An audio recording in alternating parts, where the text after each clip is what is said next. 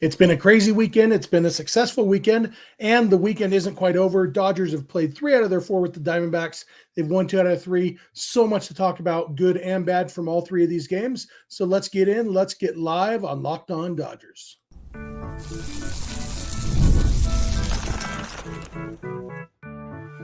You are Locked On Dodgers, your daily Los Angeles Dodgers podcast. Part of the Locked On Podcast Network, your team every day.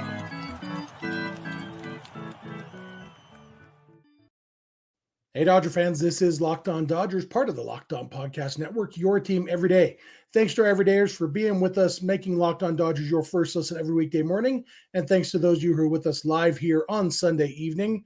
Remember, this show is free and available on all podcast platforms and on YouTube simply by searching for Locked On Dodgers. So please subscribe wherever you're watching or listening right now. If this is your first time with us, my name is Jeff Snyder. My normal co-host is Vince Samperio, although it's just me today. Vince and I are both lifelong Dodger fans, just like a lot of you. We've also both spent time covering the Dodgers in the press box and the locker room, so we bring you the smart fans perspective on our boys in blue every weekday morning. This episode is brought to you by FanDuel. Now through September 22nd, all FanDuel customers can bet $5 and get a 3-week free trial of NFL Sunday Ticket from YouTube and YouTube TV. Visit FanDuel.com to get started. And let's get started here. The Dodgers and DBacks have played 3 games of their 4-game series. It's been a thrilling weekend. There's been a lot of angst over the weekend, ups and downs. Overall, the Dodgers won 2 out of 3. And Vince and I said several times going into this series, when the Dodgers went into the series up by 4 games in the division, we said a split is considered a success because you keep your 4-game lead and you knocked 4 games off the schedule. So we wanted at a minimum a split. Well, the Dodgers secured that in the first 2 games. Dodgers won the first 2 games of the series and got that split.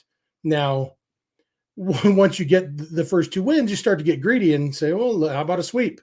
Not going to get the sweep. The D-backs knocked around Justin Robleski on Sunday, but the Dodgers still have a very good chance to win the series with Jack Flaherty going against Eduardo Rodriguez on Monday. I believe it's a day game. Is that right? I think, let's see. Yeah, same time as today. So 1:10 p.m. Pacific.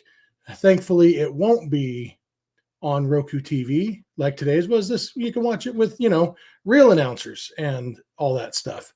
Jose Mota, I like Jose. In fact, I'm not going to gripe too much about the Roku broadcast.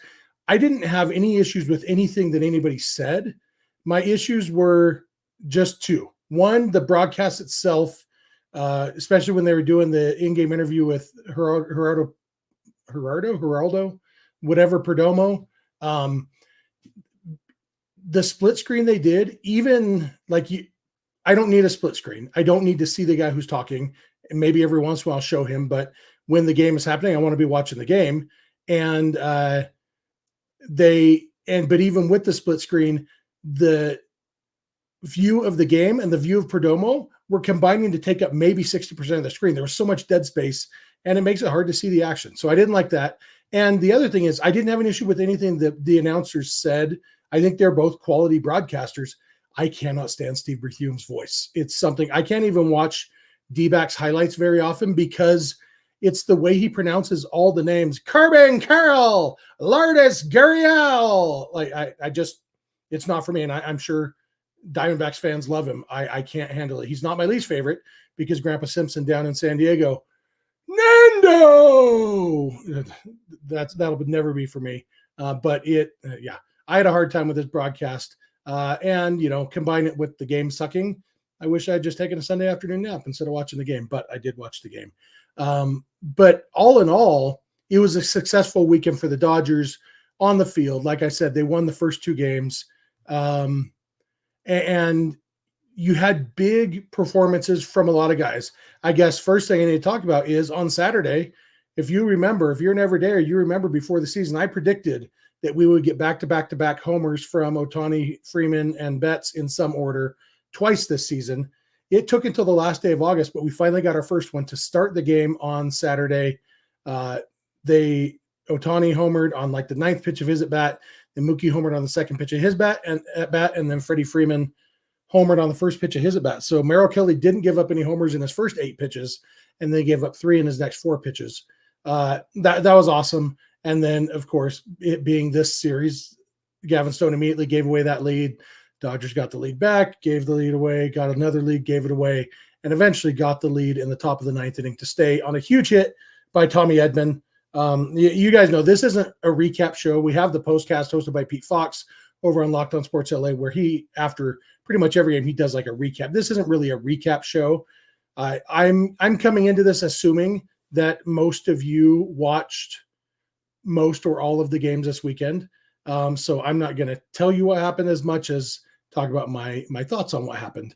I was excited. It was pretty cool for Tommy Edman to get that moment. Joe Davis said he's played a lot of games for the Dodgers, but now he is officially a Dodger. It was Tommy Edman's moment, getting that game-winning hit in the 9th inning on Saturday. Pretty cool. He's played really well for the Dodgers. I think everybody's been happy with that acquisition.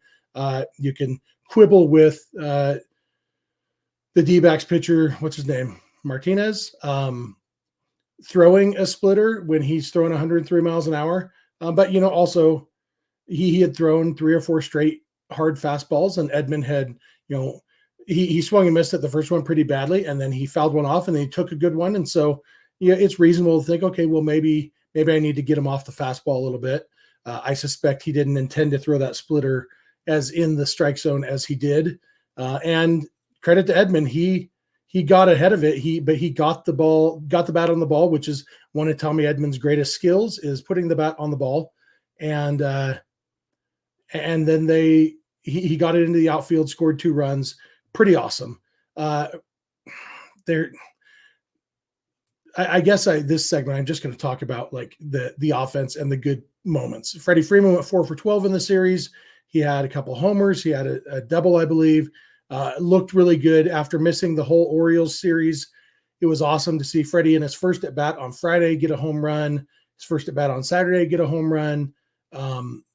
Seems like obviously the finger is still fractured, but it seems like he is doing okay. And all in all, I don't think it's a terrible thing for Freddie Freeman to kind of be forced to take some days off like this, because it may help him realize, oh, wow, I came back feeling pretty good after 3 days off. Maybe I should take an occasional day off sometimes. And I think that would probably be good for him and good for the team, especially at his age. He is probably maybe past the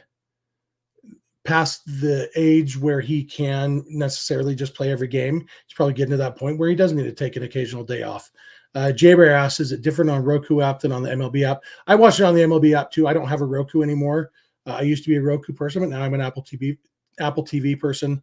And so I just watched it through the MLB app on the Apple TV, but it was the Roku broadcast. So it's the same thing. We saw the same thing that other people saw, except probably different commercials. So the Dodgers won those first 2 games. It was great. Sunday's game, it just put it behind us, pretend it didn't happen, because if the Dodgers can win on Monday, winning 3 out of 4 to the team against the team that is chasing you in the division is awesome. And so that, like I said, I'll be satisfied with a split, but now that the Dodgers have won the first 2, I want 3 out of 4, and I like their chances. I'm going to come back in a minute and talk about, there were some negatives in this series, not extreme negative, and I'll tell you why, and maybe it's just my rose-colored glasses, but the negatives were negative, but not killers. So I'm going to come back in a minute. We'll dig into all of that. So thank you for making Locked On Dodgers your first listen every weekday morning, and please keep it Locked On Dodgers. This episode is brought to you by FanDuel. Look, you've heard us talk a lot about FanDuel, America's #1 sportsbook. We've got something a little different for you. Now through September 22nd, all FanDuel customers can bet $5 and get a 3-week free trial of NFL Sunday Ticket from YouTube and YouTube TV. And then with the YouTube TV base plan, you'll be able to watch every regular season Sunday afternoon out-of-market game. All you need is a Google account and a current form of payment you can cancel anytime. Again, all you have to do is place one $5 bet. You don't have to win the bet, just place the bet. And, so you could even do a bet that you won't know the answer for a little while. Like, for example, on FanDuel, is Shohei Ohtani going to get to 50-50, 50 homers and 50 stolen bases? Right now, yes is minus 111 and no is minus 115. Interesting that they're both favorites. No is a slightly more favorite. You also have, will Shohei Ohtani win the Triple Crown? That one's less likely right now. No is minus 2,500. Yes is plus 900. So I put $5 on yes. You'll get your free 3-week trial of NFL Sunday Ticket. And if Shohei gets hot and he ends up winning the Triple Crown, what, 900? So you'd make $50 or whatever. So, hey, can't go wrong there. So whatever it is, just visit FanDuel.com to download America's #1 sports book and check it out.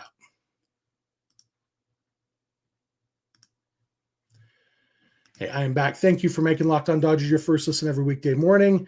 Remember, this show is free and available on all podcast platforms. We appreciate you everydayers. If you're not an everydayer, it's easy to become one. Just watch or listen every weekday morning and make that easier on yourself by subscribing wherever you're watching or listening right now. You can go beyond the podcast and become a Locked On Dodgers insider by going to joinsubtext.com/LockedOnDodgers. You can check out Locked On Sports Today and Locked On Sports Los Angeles, the two 24/7 streaming channels on YouTube from the Locked On Podcast Network. And as I mentioned, Locked On Sports LA is where you can get the Locked On Dodgers postcast after almost every Dodger game, hosted by Pete Fox. More of a recap show. And remember, you can catch every pitch of every Dodger game on SiriusXM or the SXM app by searching for Dodgers. And for your second listen today, check out Locked On MLB, hosted by Paul Francis Sullivan, a.k.a. Sully, covering all of Major League Baseball. That jumping back in, let's talk about the negatives. The first one was Clayton Kershaw. On Friday, I was, as I mentioned on Friday morning or Thursday night's episode, I was driving home from Southern California to my home in Utah on Friday, and I actually ended up listening to something. I was listening to the TV broadcast. I just turned on the game on my phone, played it through my Bluetooth. So I was watching the game without my eyes on the game because I like listening to Joe and Oral. And so I was listening when Clayton Kershaw got hurt. Interestingly, I was within half a mile of the spot where I was when I found out that Jose Fernandez had died in 2016. I was driving home from Dodger Stadium that night, or that middle of the night. I drove through the night that time. And when I stopped for gas in a bathroom break at like 5 a.m, that's when I checked Twitter in 2016 and found out about that. I was literally just past that exit that I had gotten off at when Clayton Kershaw got hurt. Originally, it was a huge gut punch because it seemed like maybe the end of his career, because it seemed like it was probably an arm injury. After the game, we got, I guess, the relatively good news that it's a bone spur in his left big toe. And so he did go on the injured list, but not an arm injury. It does, he's going to be out for at least 15 days, and we'll see if the toe recovers enough to pitch it all this year. We've said many times on this podcast, we didn't really think that Kershaw was the best option for a postseason rotation spot. But, and this probably maybe solidifies that a little bit. But there's concerns because it's not a guarantee that they won't need him. Kershaw wasn't the best option for a postseason spot last year either, but with Dustin May getting hurt and Julio having his legal problems and everything, you ended up with Kershaw and Bobby Miller and Lance Lynn pitching in the postseason. And in this situation, we are currently hoping that Tyler Glasnow and Yoshinobu Yamamoto both come back, both are healthy and ready for the postseason, because a rotation of in some order, Glasnow, Yamamoto, Flaherty, and Gavin Stone is a pretty solid postseason rotation.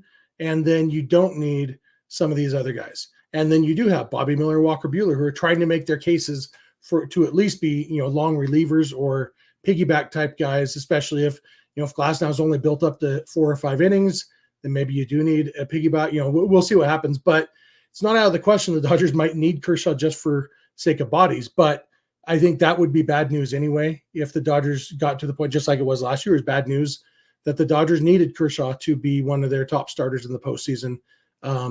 That would be bad news again this year. It would mean that something went wrong with Glasnow and or Yamamoto. But what we know for sure now is that Clayton Kershaw will not get to 3,000 strikeouts for his career this season, which might make it more likely that he exercises his player option to come back and pitch next season. We'll see. But it was kind of a long shot anyway, because he hasn't had huge strikeout numbers since he came back this year. But now the long shot is officially a no shot. Gavin Stone on Saturday struggled quite a bit. He gave up 4 runs in the first inning, wasn't helped by the defense in left field, which is a recurring theme, unfortunately, with Teoscar Hernandez. He's not a good defensive left fielder. When he's hitting the ball, it's worth having him out there. When he's not, it's not. But there was a frustrating play that aided that. I don't think it was called an error. So I think all the runs against Stone were considered earned, but it was a rough play there. And Stone did settle in, and he ended up pitching pretty well the rest of the game. And he gave the Dodgers some length. And the big thing, after Kershaw had to leave with no outs in the second inning on Friday, we had a case where the Dodgers used every reliever except for Evan Phillips on Friday. And that was because Evan Phillips had pitched the previous 2 days. They weren't going to go 3 in a row with him unless they absolutely had to. But they did end up using guys they weren't planning on using.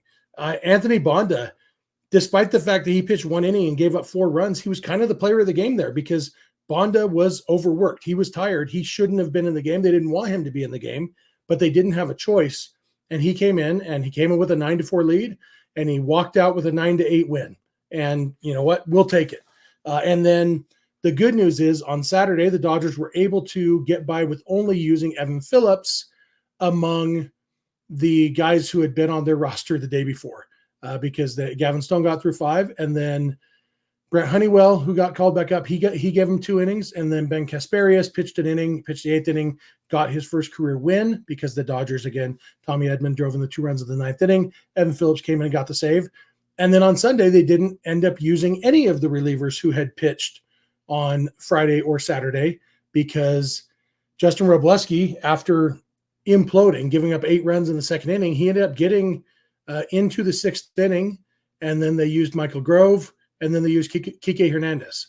So it sucks to lose, but all in all, with the state of the Dodgers bullpen, if you're going to lose, at least it was a big loss. So they were able to just say, okay, let's punt this thing. Let's make Robleski throw 100 pitches, even though, in a meaningful game, Robleski would have been pulled early in the second inning. But this was, and not that this game's not meaningful, but it's not must win.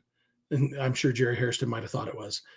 He thinks everything's must win, but this was a game where it made the most sense for the team for Robleski to go out there and just wear it. And he actually settled in, pitched pretty okay after that 8-run second inning. He did give up a couple more runs. I can't remember if it was 9 or 10 when he left the game. But all in all, it was a good effort by him in a day that he just didn't have it. He didn't have command. He walking too many guys, not throwing strikes where he wanted to. It was a bad game for Robleski. He will be back in the minors on Monday, I'm sure, because that was part of the deal where they decide, okay, well, we can have him throw 100 pitches, and then we can just send him down, and we'll call up a different arm, whether it's Michael Peterson or I can't remember who else is still on the 40-man roster, guys who are available. Landon Knack could come up, because they're probably going to need a starter to fill Kershaw's spot in the rotation. And Yamamoto's not ready yet. And so maybe it's Landon Knack. He comes up. The reason it was Robleski instead of Knack is because Knack just pitched on Wednesday. So he didn't line up to pitch on Sunday. But yeah, I would guess that Knack probably comes up. He's been optioned 4 times this year, and he can only be optioned 5 times. So they can send him back down one more time. And then the next time they call him up, he would have to stay. I think we're at the point in the season now that it's September. It's unlikely they'd want to send him back down 2 more times anyway. So especially with Kershaw actually being hurt, it's not really a spot start. It's a, hey, fill this hole in the rotation. That's probably what we're going to see, at least in the short term. So it's the pitching had its issues this weekend. the thing that makes me feel better about it is that Gavin Stone is the only guy who pitched this weekend, the only starter for the Dodgers weekend, who is likely to pitch a postseason game. And so, and he was able to battle. He fought through it. Yeah, it wasn't a good game for Stone, but it's not like the D-backs came out and lit up, the Dodgers' top 3 starters. Now, if Jack Flaherty struggles on Monday, that's a concern because Jack Flaherty is going to start a lot of postseason games, hopefully a lot, at least one postseason game for the Dodgers, and hopefully, 1 or 2 in each series, and hopefully get 6 or 8 starts this postseason. Maybe not 6 or 8. I'm not good with math. It's the weekend. It's Labor Day weekend, but that's why I'm not feeling terrible. Like, okay, Justin Robleski gave up a bunch of runs to the D-backs. That means nothing about the postseason. And we are at the point where all we're really thinking about is the postseason. And so the Dodgers right now are up by 5 games on both the D-backs and the Padres. And so they can extend that to 6 on Monday night. And, hopefully Flaherty can, and hopefully the offense can hit Eduardo Rodriguez better than they hit Brandon Pfaadt. They hit Merrill Kelly and Zach Gallen both really well. We'll talk about the more of this series, kind of looking forward to the last game and kind of breaking down where things stand right now when I come back. So thank you again for making Locked On Dodgers your first listen every weekday morning. And please continue to keep it Locked On Dodgers. This episode is brought to you by GameTime. Look, I love sports. I love concerts. I love comedy shows. The thing they all have in common is buying tickets. And that means the other thing they have in common is you can find the best price on GameTime. GameTime has a new feature called GameTime Picks that makes getting tickets for your favorite live events even easier. GameTime Picks filters out the fluff to show you only incredible deals on great seats so you don't have to waste time searching through thousands of tickets. Are you thinking about heading to Arizona to watch the Dodgers take on the D-backs tomorrow, Monday? You can get 50% off tickets to that game exclusively on GameTime with limited availability and supply. So get your tickets for this Labor Day special while they last. Take the guesswork out of buying baseball tickets, concert tickets, any tickets with GameTime. Download the GameTime app, create an account, and use code LOCKEDONMLB for $20 off your first purchase. Terms apply. Again, create an account and redeem code LOCKEDONMLB for $20 off. Download GameTime today. Last minute tickets, lowest price, guaranteed. I am back. Thank you again for making Locked On Dodgers your first listen every weekday morning. Thanks for being in every day. Or if you're not, easy to become one. Just watch or listen every weekday morning. Remember to become a Locked On Dodgers insider at joinsubtext.com/Locked On Dodgers. And check out Locked On Sports Day and Locked On Sports Los Angeles on YouTube. Catch every pitch of every Dodger game on SiriusXM or the SXM app by searching for Dodgers. You can also listen to this podcast on SiriusXM or the SXM app. On the SXM app, I guess, by searching for Locked On Dodgers, the name of the show. So I'm interested to see. I'm going to scan through these comments really quick in the chat. Active chat tonight. I appreciate that. It's a holiday weekend. I didn't know how many of you would be hanging around the internet on Sunday evening.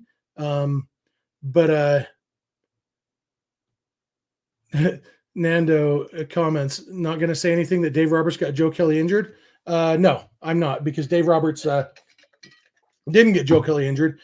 To the extent that Joe Kelly is injured, it was because he was forced by circumstances to throw a bunch of pitches. Those circumstances were that the Dodgers starting pitcher had to come out with no outs in the second inning, as we talked about. Even with Joe Kelly taking down as much of the game as he did, they still had to use a couple guys who they didn't want to use at all. And so they didn't have any choices. And yeah, the fact is Joe Kelly is the bottom man on the totem pole of the Dodgers bullpen right now, the most expendable. And so he was the guy he's been a starter more recently than a lot of those guys, not super recently, but more recently. And so, it was, he drew the short straw or the long straw or whatever you want to call it. He took down some innings and then he went on the injured list on Saturday, with either an injury or an air quote injury. That I was a little bit surprised that they did put Kelly on the injured list, simply because he was healthy enough to pitch on Friday. He didn't leave the game with an injury. And so I didn't know if they could justify saying, yes, he's hurt. The Dodgers obviously have been huge purveyors of the phantom IL over the years. And by phantom IL, I do not mean manufacturing injuries that don't exist. I mean, take advantage of the fact that by August and September, every team, like every player, has something that's nagging. And so you could kind of justify an IL stint for just about anybody. And the Dodgers have done that over the years. But Major League Baseball said they're going to crack down on that sort of thing. And we saw just in the last week, the Dodgers give Daniel Hudson 8 or 9 days off while he was on the active roster just to reset him. And, again, Daniel Hudson is a guy recovering from 2 knee injuries. He's had 2 Tommy John surgeries. I'm positive there's something in Daniel Hudson's medical records they could justify an IL stint with. And so I thought, if they're not even putting Hudson on the IL, they must be really cautious about getting nailed for using the phantom IL. And so I didn't think they'd be able to get Joe Kelly onto IL the day after he pitched and didn't come out with injury. But the fact is, it was, maybe the fact that he did throw 40 something pitches when he hasn't thrown that many in a long time, maybe that is justification that, hey, his arm is tired, and that maybe that's a medical reason to go on the IL for a pitcher. Nando says, you're right. Kershaw got Joe Kelly injured and spent the entire bullpen. Yes, Clayton Kershaw definitely went into that game with the plan of only going 1 inning and injuring his toe. Baseball happens, injuries happen in baseball, unfortunately. And Clayton Kershaw tried to get through that game and was unable to. And that's, what he did was come out of the game early enough that the Dodgers were still able to win the game. He could have powered through, I guess, and tried to pitch and pitched really poorly and lost the game. It's not, this is an injury to Kershaw that sucks. And, an injury quote to Joe Kelly that sucks. Joe Kelly was going to be off the roster once they needed to call up 2 guys after Friday's game. Anyway, Joe Kelly was leaving the roster one way or the other. So it's probably best for him that it was an injury. So it was, it was a weird weekend. All the scoring, the back and forth, everything. The DBacks, they have a good team. They have a good offense. They have a lot of guys who struggled early in the season and have woken up. I'm interested to see Lourdes Gurriel came out of this game with an injury. That could end up being a big deal for the DBacks because he has been one of their better hitters recently. But they've been doing this without Christian Walker, without Gabriel Moreno, without – who's the other one that's hurt right now? Oh, Ketel Marte, maybe their best player. Doing it without those guys. And other guys have stepped up in their place. And, maybe it would be funny if they start struggling again when those guys come back, just because that's how baseball works sometimes. We've seen it happen with the Padres in the last couple of years. Sometimes Fernando Tatis comes back from an injury and the Padres get worse, not because of him, but just because baseball has its ups and downs. Says if Kershaw knew of his foot before the game, he deserves some blame. It's his job to communicate that to the coaches. According to Dave Roberts, Clayton Kershaw has had this issue off and on for a couple of years. And the first time Clayton Kershaw realized that it was going to be maybe possibly too painful to pitch was during the first inning. So, but even if Kershaw, if he felt it warming up in the bullpen, that's not like it's not like they're going to bump up and say, okay, Gavin Stone, you're pitching in 15 minutes instead of tomorrow. That's not the way it works. If Kershaw had been hurt before the game, then the bullpen would have had to pitch 9 innings instead of 8. When you have an injury to a starting pitcher, there's really not much you can do. And that's the problem there. It was a weird weekend, and I'm interested to see how Monday goes with Jack Flaherty, who again is a playoff starter for the Dodgers, going. Eduardo Rodriguez has pitched pretty well for the D-backs since he came back from injury. The Dodgers have had decent success against Rodriguez in the past. Obviously, there's all the drama of Rodriguez was supposed to be traded to the Dodgers last year, and he chose not to be. So, I'm sure the Dodgers would enjoy putting a whooping on him. It'd be nice if they could get that second back-to-back-to-back home run thing to make my prediction come true. But all in all, it's been a fun series. And again, partly fun because Dodgers won 2 out of 3 of the games. I would have loved if they could have won on Sunday too, secure a series win, and come into this game on Monday, it's just gravy. But that didn't happen. But they still have a very good chance to win this series. I'm excited about that. Excited to see what roster moves they make. Andy Pages is back up with the rosters expanding for September. I mentioned Brent Honeywell is back up. I assume he will be DFA'd again when they need that 40-man roster spot, whether it's for Yamamoto or whoever. So Honeywell is probably still on the chopping block, but he's here for now. Michael Grove is back up currently. The Dodgers are kind of battling through some injury stuff, and hopefully they can get everybody healthy. All I want is everybody to be healthy and hot at the right time in October, because then things will be good. Dan asks, where's James Outman? He is in AAA, where he's going to stay. James Outman is not in the plans unless there's an injury to somebody. And even then, at this point, I think Dalton Rushing is a more likely call-up than James Outman if there was an injury to an outfielder. But that maybe not, since Rushing's not on the 40-man roster. But anyway, that's where Outman is. He's in AAA, probably to stay for this year. That's going to do it for me for today. Again, we've got one more game left in this series on Monday at 1 p.m. Pacific time. Hopefully Dodgers can win this series and go back to a 5-game lead, or go back to a 6-game lead over the DBacks coming out of the series. It would be huge. But even if they lose, they're still at a 4-game lead, and they just knocked 4 games off the schedule. It's kind of a no-lose situation, but again, we're greedy. Now that they've won 2 out of 3, we want the series win. So that's what we're hoping for, and hopefully we will see Jack Flaherty pitch a gem for the Dodgers. That's what I'm counting on. That'll do it for me. Thank you all for making Locked On Dodgers your first listen every weekday morning. Thanks to our everydayers. If you're not an everydayer, it's easy to become one. Just watch or listen every weekday morning, and you can make that easy on yourself by subscribing wherever you're watching or listening right now. You can go beyond the podcast and become a Locked On Dodgers insider by going to joinsubtext.com/LockedOnDodgers.